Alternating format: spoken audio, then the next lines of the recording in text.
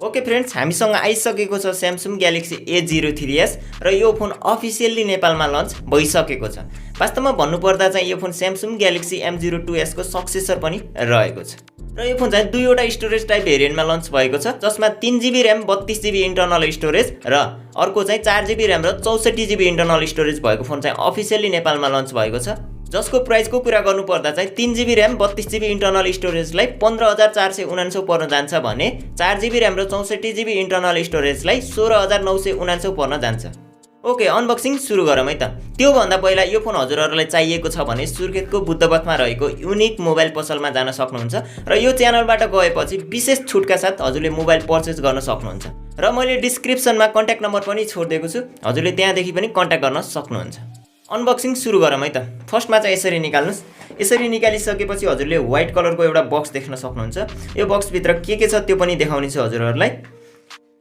हजुरले चाहिँ फर्स्टमा चाहिँ एउटा डकुमेन्टेसन देख्न सक्नुहुन्छ। त्यसपछि चाहिँ हजुरले एउटा वारेन्टी कार्ड पाउन सक्नुहुन्छ। त्यसपछि रहेको छ एउटा phone Samsung Galaxy A03s।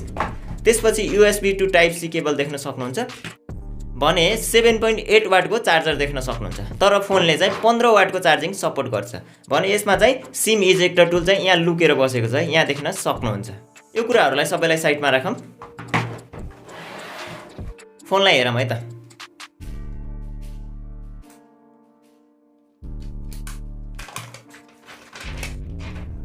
Wow, look at this Samsung Galaxy A03s।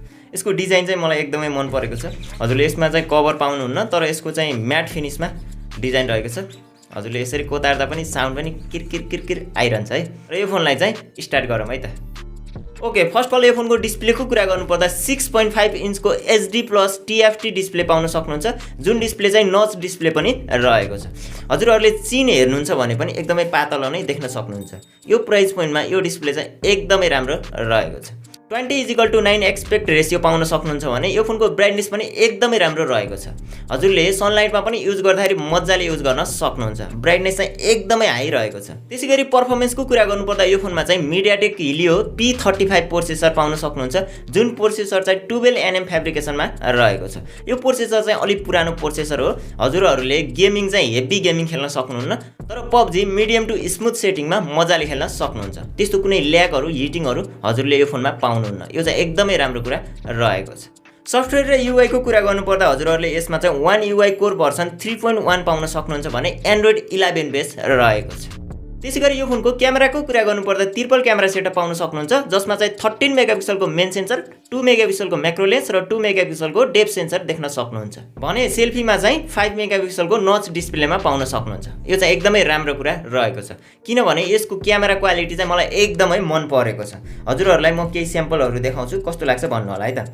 सनलाइटमा खिचेको फोटो हेर्न सक्नुहुन्छ। मलाई चाहिँ एकदमै मन परेको छ, किनभनेपछि यो प्राइस पोइन्टमा one of the best camera पाउन सक्नुहुन्छ।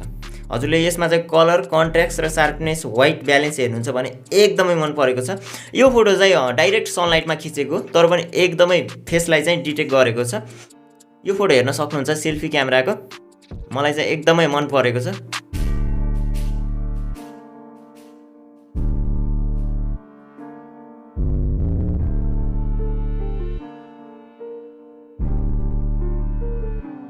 त्यसैगरी यो फोनको ब्याट्रीको कुरा गर्नुपर्दा 5000 mAh को बिग ब्याट्री पाउन सक्नुहुन्छ।